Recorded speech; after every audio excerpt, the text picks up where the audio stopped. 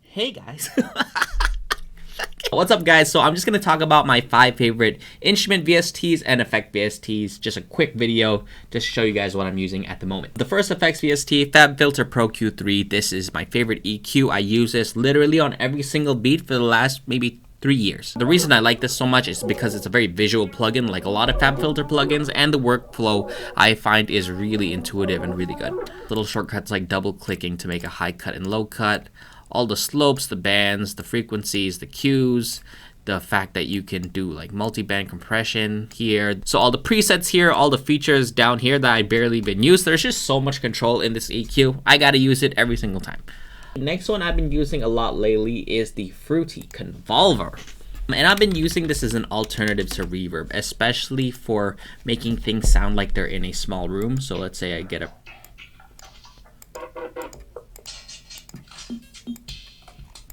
Let's find a perk loop.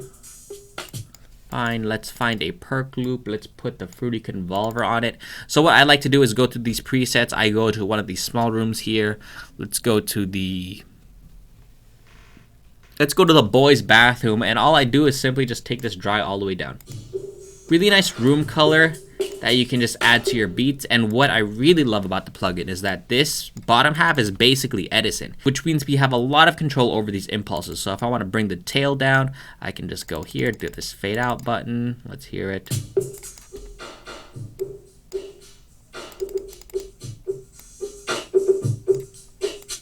Can do some creative stuff. So let's say I get something like chimes, right?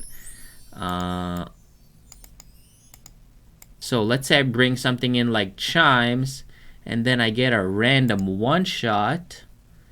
Come on, random one shot. So now when I play this, we have those extra chime impulses. And now it's like we're elevating all these little sounds by just adding this stuff, and it's like frequency based. It's really nice. Next one I really love using is Thermal by Output. I have Portal. I don't use it as much as Thermal because I really like using this to add color to basically anything.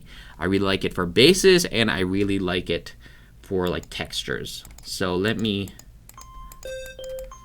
show you how I use this. And there's like preset that I personally love. You know, here's a melody.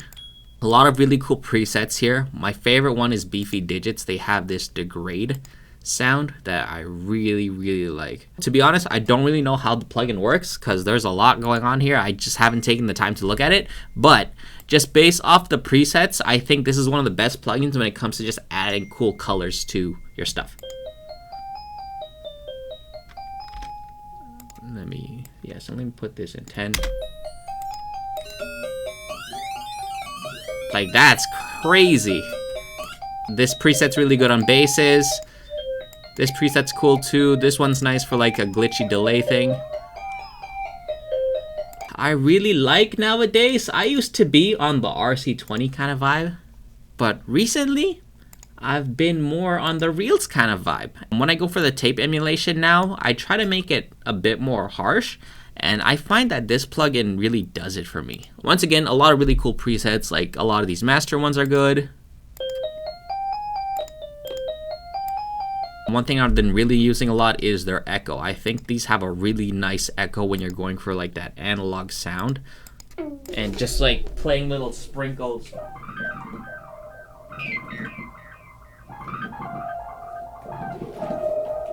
It just sounds really nice, really analog, setting this to mono, all of those things, yeah. And the last effect plugin I'm really liking is Goodhertz Lossy. This is a really nice one, once again, for color. It's a really good plugin, kind of just degrades your sound, I guess. I don't really know how to explain it, but let me just show you.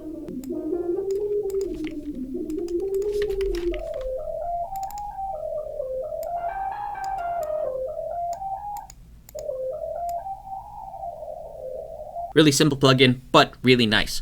So for the instrument VSTs, not gonna lie to you, I'm not using them too much. I'm using a lot of one-shots, and the one that I'm mostly using is Serum. And over the last few years, I've just been getting more into synthesis and sound design. So the more that I learn about how Serum works and how to actually, modulate and change the sounds and the wavetables and stuff, the less I'm inclined to actually go into Analog Lab or Pigments or Massive, because it feels like I can pretty much do anything I want in here. So if I was going to choose one, it would be Serum, because this synth just has so much control. I've used it for so long. I'm just so aware of the workflow and how the LFOs work and the envelopes and the effects here. In terms of pianos, I'm less into Keyscape and I'm more into Kontakt 7's Noir. This is a nice piano sound. What the hell is this? Kontakt 7 Noir is one of my favorite pianos at the moment.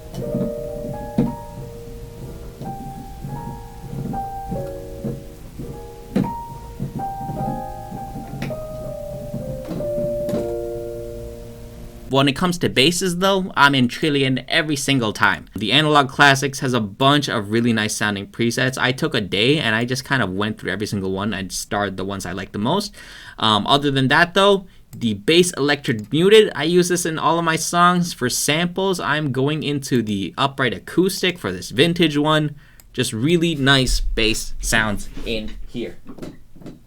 It's loading, whatever. The next one I'm really into right now is Addictive Drums 2, because sometimes if I'm going for a live sound, it's not as consistent if I'm pulling up a clap from here and then a hi-hat from here and a kick from here. It doesn't really sound like one unified kit. So going into a plugin like this and having a kit where everything is recorded the same place with the same mics and all that stuff, it makes it a bit more consistent for me. The kits I really like are the Modern Soul R&B and as well as the United Pop. And the last one I'm still using is Diva. This is when I want to go for that analog sound. This is probably one of the best synths for that. It is a bit CPU heavy, but it has a lot of really cool presets for things like R&B.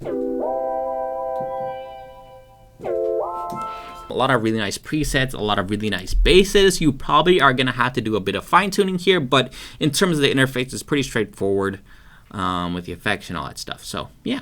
All right, there you go.